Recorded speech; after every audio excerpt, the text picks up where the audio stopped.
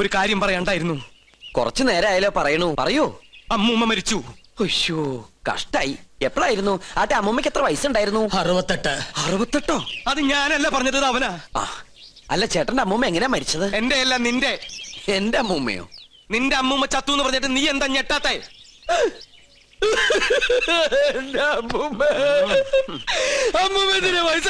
അതിന് നീ എന്തിനാ ഇത്രയും വലിയ ഞെട്ടി കരയണേ? മരിച്ചത് ഉണ്ണികൃഷ്ണന്റെ അമ്മൂമ്മയല്ലേ? അല്ലല്ലോ, ശരിക്കുള്ള ഉണ്ണികൃഷ്ണൻ ഞാൻ കണ്ടു. നീ ആരടാ? നമ്മ മനസ്സിലായില്ലേ? നോ പരിശുദ്ധ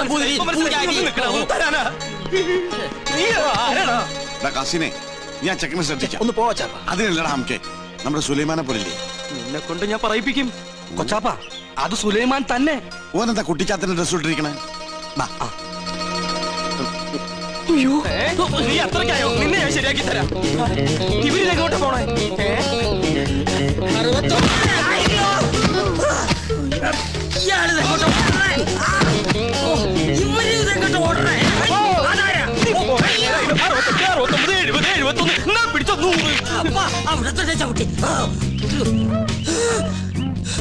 നിഷ്ഠമുടക്കട്ടെ. 70.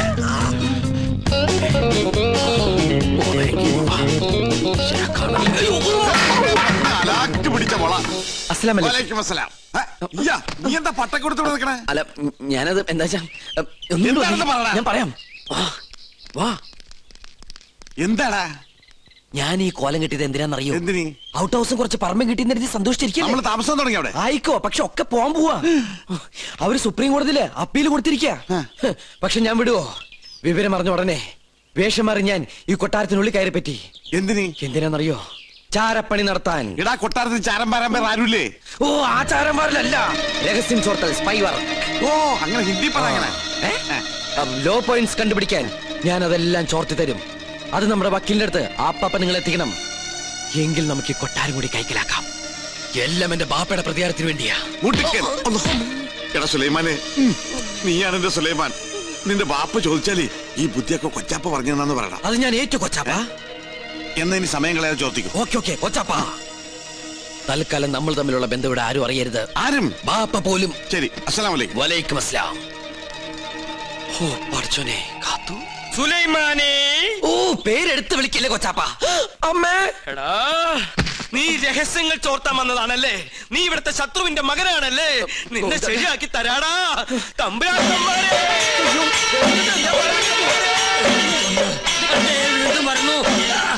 അവിടെ നിൽക്ക. നമ്മ തടസ്സപ്പെടുത്തരുത്. 100 വയ്ക്കട്ടെ. തമ്പുരാക്കന്മാരെ, ഞാനൊന്ന് പറഞ്ഞോട്ടെ. പറഞ്ഞോട്ടെ.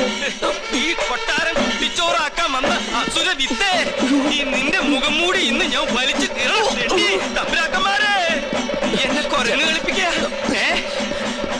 ഞാൻ പറയുന്നത് കേക്ക്. നീ ഒന്നും പറയണ്ടടാ.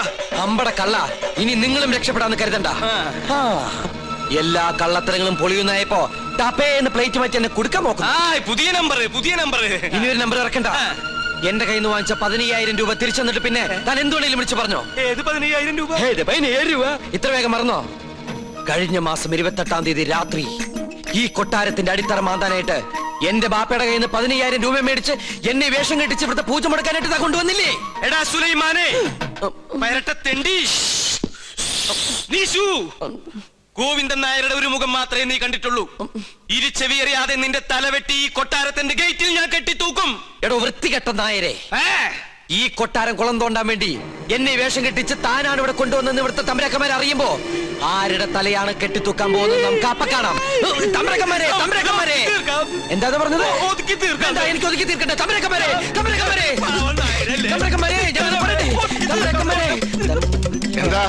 എന്താ ഒരു ബഹളം? ഒന്നുമില്ല. ഞാനും ഇദ്ദേഹം തമ്മിലൊരു തർക്കം. യാഗത്തിന്റെ പൂജ ചെയ്യാൻ മുസ്ലിങ്ങൾക്കും കഴിയുമെന്ന് ഇയാൾ, പറ്റില്ലെന്നും നോമും. മുസ്ലിങ്ങളെ യാഗത്തെയും തമ്മിൽ ബന്ധപ്പെടുത്തി പറയാൻ തനിക്ക് എങ്ങനെ മനസ്സ് വന്നടോ? ഒരു ദുർബല നിമിഷത്തിൽ ഞാൻ അങ്ങനെ പറഞ്ഞു പോയെന്നുള്ളൂ. അതാണോ? ഒന്നും പറയണ്ട, ഇറങ്ങി പോടോ. 15,000 പ്രാവശ്യം പറയണമെന്നുണ്ടോ? പോയിക്കോളൂ. എന്നാ ഞാനങ്ങട്. അമ്മേ ഗുരുവായൂരപ്പ. ശുക്ലാമൃതനും നീവും ശകിനും ഇന്ന് ലേഡീസ് കുറവാണല്ലോ. ഗ്രീക്ക് ദേവി ദയാ.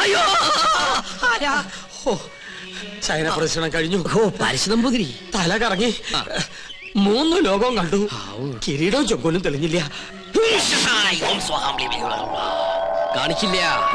കഠിന നിഷ്ഠകൾ വേണ്ടി വന്നേക്കും. നാം എന്തിനും തയ്യാറാണോ? ശ്രീമുരുകനെ മനസ്സിൽ വിചാരിച്ച് ശൂലം കയറ്റിക്കോളൂ. എവിടെ? കവിളിൽ. എന്നിട്ട് യാഗശാലയ്ക്ക് ചുറ്റും പ്രദക്ഷിണം വെച്ചോളൂ. അമ്മേ ഇഷ്ടസിദ്ധിയാണി.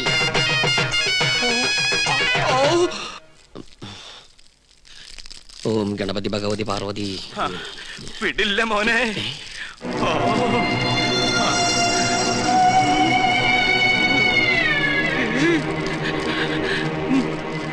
എനിക്കിത് പറയണം, പറയാതിരിക്കാൻ വയ്യ. എന്ത് പറ്റിയടോ? ഒന്നുമില്ല, എനിക്കിതൊക്കെ കാണുമ്പോ ചൊറിഞ്ഞു വരുന്നുണ്ട്. ഇയാളെന്താ ഈ പിറുപിറുക്കണേ? കുറെ നേരമായല്ലോ ഇയാൾക്കൊരു വല്ലായ്മ തുടങ്ങിയിട്ട്. വല്ലായ്മ എന്താന്ന് ഞാൻ പറയാം. 15,000 നിന്റെ നശിക്കട്ടെ, എല്ലാം നശിക്കട്ടെ. എന്താ ഈ കാട്ടണേ? തനിക്ക് എന്താ പറ്റിയത്? ഇവനെ ചാമുണ്ടേശ്വരി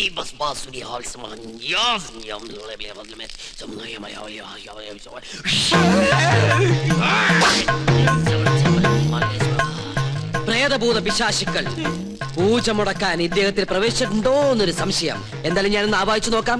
ഇങ്ങനെ മാറി നിൽക്കാം. സുലൈമാനെ. സുലൈമാന് അതൊരു മുസ്ലിം പേരല്ലേ? ഇത് ജിന്നാണ്, മുസ്ലിം പ്രേതം.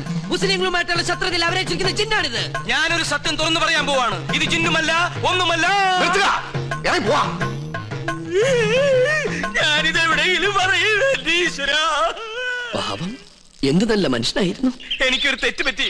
ഉണ്ണികൃഷ്ണൻ നമ്പൂരിയാണെന്ന് പറഞ്ഞ് ഞാൻ ഇവിടെ കൊണ്ടുവന്നവൻ ഉണ്ണികൃഷ്ണൻ നമ്പൂരി അല്ല, അവൻ സുലൈമാനാ. സുലൈമാൻ.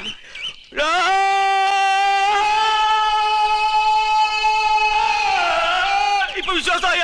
ഈ സത്യം ഞാൻ പറയാതിരുന്നാൽ ഞാൻ മുഴുവട്ടനായി പോവും. ഇത് ആരോടെങ്കിലും പറഞ്ഞാൽ എന്റെ തലയും പോവും. ഇയാള് കുഴപ്പിക്കോ?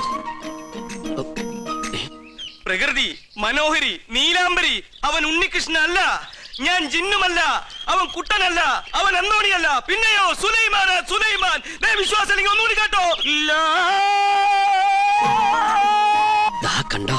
നിനക്ക് ഇഷ്ടം വിശ്വസിച്ചില്ലെങ്കിൽ എനിക്ക് പുല്ല. ഇപ്പൊ പിടിച്ചാ നടത്തിക്കൊണ്ട് പോകാം. കുറച്ചു കഴിഞ്ഞാൽ ചങ്ങലക്കിടേണ്ടി വരും. വട്ടായി തുടങ്ങി.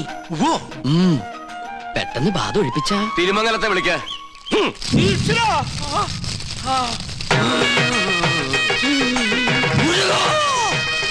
ഇയാളെന്തിനാ ഈ ശൂലവും കയറ്റി ഇവിടെ ഇങ്ങനെ കിടന്ന് ഓടണേ? ഇയാൾക്ക് വല്ല വട്ടുണ്ടാ?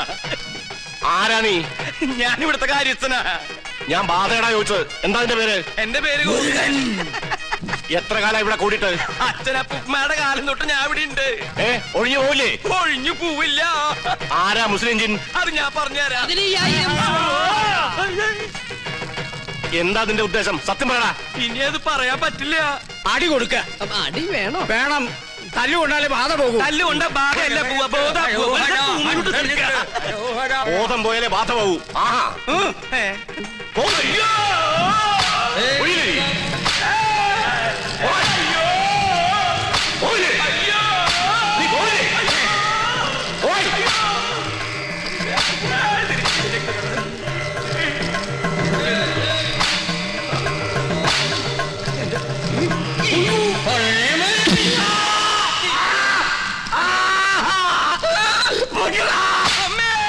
പോയോ?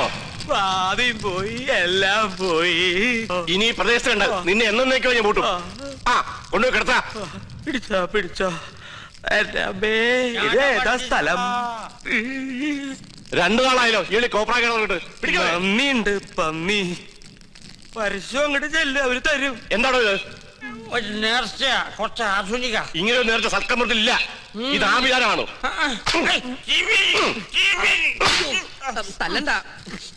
ഒരുപാട് തിന്മകൾ മനസ്സിലുള്ളതുകൊണ്ട് ഞാൻ ഇയാൾക്ക് കൊടുത്ത ശിക്ഷ ചെയ്ത് പോയിക്കോളൂ. ഇനി ഒന്നിനും വേണ്ടി അത്യാർത്ഥി കാണിക്കരുത്. കുട്ടികളെ മുതിർന്നവരോട് കാണിക്കരുത്. ഇയാളിത് അർഹിക്കുന്നു.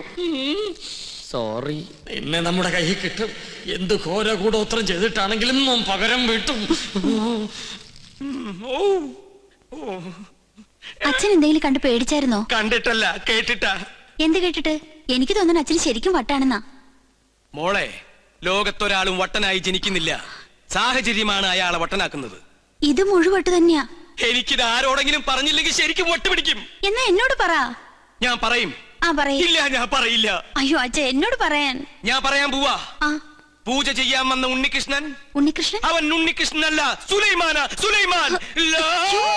അച്ഛാ. നീ എന്താ ഞെട്ടാത്തെ? ഞാൻ എന്തിനാ ഞെട്ടണേ? എനിക്കിത് നേരത്തെ അറിയായിരുന്നു. എന്നോട് പഠിക്കണ ആളല്ലേ. എന്റെ അമ്മ, എന്നിട്ട് എന്താ നേരത്തെ നീ ഇത് പറയാതിരുന്നത്? അച്ഛനല്ലേ അയാളെ ഉണ്ണികൃഷ്ണൻ എന്ന് പറഞ്ഞ് ഇങ്ങോട്ട് കൂട്ടിക്കൊണ്ടുവന്നത്. എന്നിട്ട് അത് അയാളല്ലെന്ന് എനിക്ക് വിളിച്ചു പറയാൻ പറ്റുമോ? പിന്നെ തൽക്കാലം അച്ഛൻ ഇതോർത്ത് ടെൻഷൻ അടിക്കണ്ട. വേറെ ആരെയും അറിയിക്കാനും പോണ്ട. അറിഞ്ഞാ പിന്നെ അച്ഛൻ ജീവനോട് ഉണ്ടാവില്ല. ഇപ്പൊ ധൈര്യമായിട്ടിരിക്കും. അങ്ങനെ ധൈര്യമൊന്നും ഉണ്ടാക്കാൻ പറ്റില്ല മോളെ.